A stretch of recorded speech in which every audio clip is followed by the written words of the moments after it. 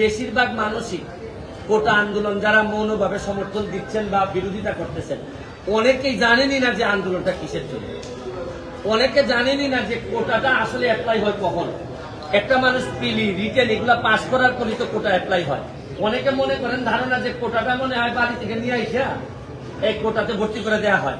আবার অনেকেই জানেন না আসলে কত পার্সেন্ট কোটাতে দিতে হয়। অনেকেই জানেন না কোটা না দিলে আপনার দেশের কি ক্ষতি হইতে পারে, মানে পিছাই আছে জনগোষ্ঠী কতটা পিছাইতে পারে। ও আমার কাছে অনেক ইনফরমেশন যেটা আমি পুরাপুরি না জেনে কথা বলি না। এখানে আবার সুপ্রিম কোর্টে আছে পেন্ডিং, আদালতের যেটা জুরিসডিকশনে আছে সাব জুডিস ম্যাটারে আমার দ্রুত আইসাই কথা বলা। আমি এরকম এখন তো আমি মেম্বার অফ পার্লামেন্ট, আমাকে তো অনেক বুঝে শুনে কথা বলতে হয়। আদালতের সাব জুডিস ম্যাটারে আমি ফেসবুকে 3-4জন বললো যে মানবতাবাদী ব্যারিস্টার সুমন এখন কোথায়, এই কথা বললে আমি লাফাইয়া পড়বো, এইরকম ব্যারিস্টার তো আর আমি না। যারা প্রথমে আন্দোলন শুরু করছিলেন তাদের এই আন্দোলনকে অনেকেই আমরা যৌক্তিক মনে করছি, কিন্তু যখন এই আন্দোলনটাতে যখন রাজাকার স্লোগান চলে আসলো, যখন দেখা গেল যে সরকার বিরোধী দেশ বিরোধী কিছু মানুষও এই আন্দোলনের সাথে জড়াই গেছে, তখন তো আর সরকার বসে থাকতে পারে না। তখন মনে হয়েছে যে এই আন্দোলনটাকে একটা সরকার বিরোধী আন্দোলন, কোটা সংস্কারের আন্দোলন রেখে এটা একটা সরকার বিরোধী আন্দোলনের দিকে মনে হচ্ছে এবং সরকার তাই মনে করতেছে। আমার এদের আচরণ দেখে মনে হইতেছে কোটা আন্দোলন, কোটা সংস্কারের আন্দোলন চলতেছে। আপনারা জানেন যে গতকালকেও বিভিন্ন জায়গায় মারামারি হয়েছে, আমরা অনেকেই নিউজে দেখছি।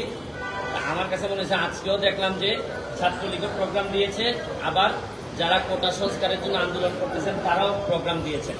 তো মোটামুটি দেখা যাচ্ছে যে একটা মারামারি অবধারিত। এই পর্যায়ে আমার কাছে মনে হয়েছে যে আমি একজন এমপি হিসাবে আমার কিছু কথা বলা দরকার। প্রথম যে কথাটা বলতে চাই যে মাননীয় প্রধানমন্ত্রী সরকার প্রধান উনিও কোটা সংস্কারের কথা বলেছেন। যারা আন্দোলন করতেছেন তারাও একটা যৌক্তিক সংস্কার চাচ্ছেন। তো দুইজনেরই তো চাওয়া এক, তারপরও এত আন্দোলন কেন হচ্ছে? এর মানে হচ্ছে গিয়ে দুইজনের প্রতি হয়তো বিশ্বস্ততা কম, অথবা দুইজনকে বুঝে উঠতে পারতেছেন না। আমার কথা হচ্ছে যে একজন যদি বলতো যে না একেবারে কোটা থাকবে না, আর একজন যদি বলতো কোটা থাকবে, তাইলে না হয় আন্দোলনের মাধ্যমে এটা করা যেত।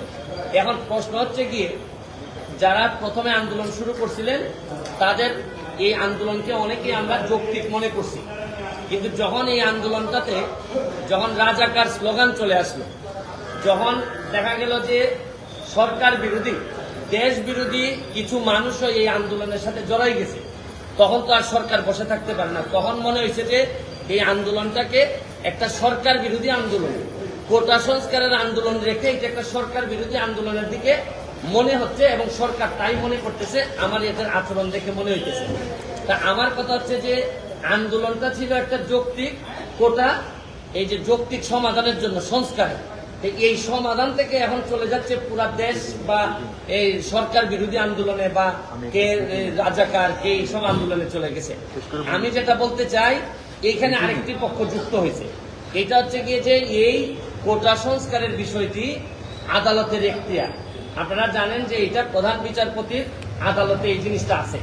আপনি আদালতকে যদি না মানেন তাইলে তো আমাদের আরেকটা কনস্টিটিউশনাল একটা ক্রাইসিসে আমরা পড়ে যাব। আমার বক্তব্য হচ্ছে পরিষ্কার, যারা আজকে যারা মুখোমুখি হচ্ছেন তাদের প্রতি আমার একটা দাবি, কারণ বেশ কিছুদিন ধরে সাধারণ মানুষের অনেক কষ্ট হচ্ছে। আমি বলছি না যে আপনাদের দাবিও যৌক্তিক, আমি বলতে চাচ্ছি যে আপনাদের এই দাবি আদায়ের যে প্রক্রিয়াটাকে আদালত পর্যন্ত একটু অপেক্ষা করা যায় কিনা।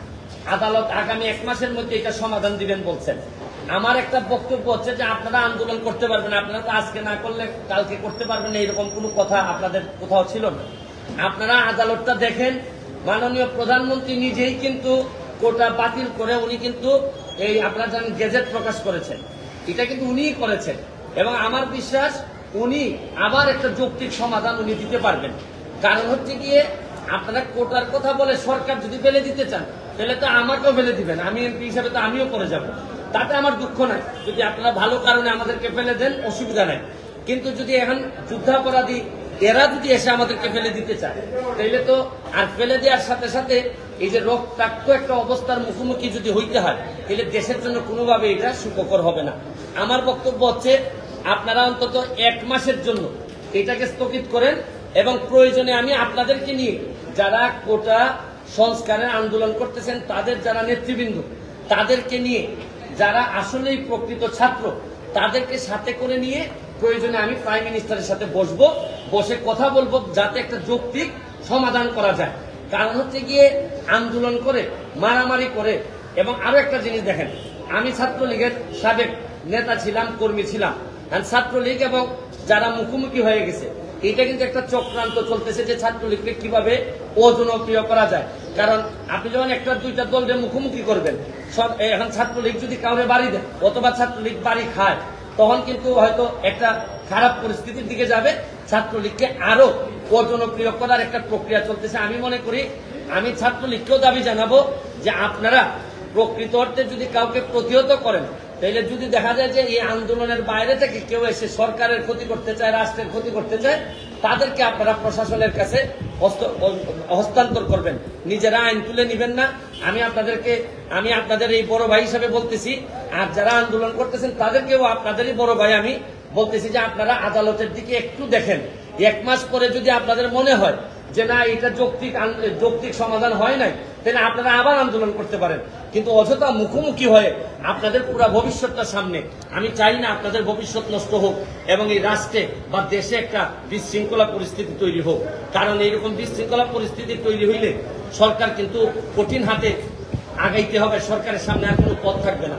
এই জন্য আমি একজন মেম্বার অফ পার্লামেন্ট হিসাবে, ব্যারিস্টার সুমন হিসাবে আমি আপনাদেরকে দাবি জানাচ্ছি আপনারা 1 মাসের জন্য, শুধু 1 মাসের জন্য আপনারা এই অ্যাপিলেট ডিভিশনের রেজাল্ট হওয়া পর্যন্ত আপনারা একটু যদি এটা স্থগিত করে এর ভিতরে আমরা আপনাদেরকে যদি চান আপনাদেরকে সাথে করে নিয়ে প্রাইম মিনিস্টারের সাথে মাননীয় প্রধানমন্ত্রী, উনি বঙ্গবন্ধু কন্যা, উনাকে বললে উনি বুঝবেন না এমন কোনো জিনিস নাই। আমি কাছাকাছি থেকে আপনাদেরকে সাক্ষী দিচ্ছি যে আমি এতদিন উনার সাথে আমি সংসদে ছিলাম, উনাকে যদি বুঝায় বলা যায় উনি বুঝেন না এমন কোনো জিনিস নাই। তবে আমার কাছে মনে হয় যে প্রক্রিয়া আপনারা আদায় করতে চাচ্ছেন এই প্রক্রিয়াটা আপনাদের সঠিক না।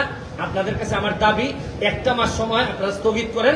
1 মাস পরে সুপ্রিম কোর্টের আদেশের পরে আপনারা, কারণ আপনারা যেটা চাচ্ছেন, আপনারা বলতে চাচ্ছেন যে আপনারা আন্দোলন সরকারের সাথে, আদালতের সাথে না। কিন্তু আপনাদের এই আন্দোলনের যেটা চান আপনারা, এটা যদি আদালত থেকে আসে তাহলে তারা আপনাদের আন্দোলন করার দরকার পড়ে না। আপনারা মানলাম যে আপনারা আদালতকে চাচ্ছেন না, কিন্তু আদালতের মাধ্যমে আসতে পারে। প্রয়োজনে আদালতে আইনজীবী হিসেবে আমি থাকবো, থেকে যৌক্তিক সমাধানের চেষ্টা আমি করব।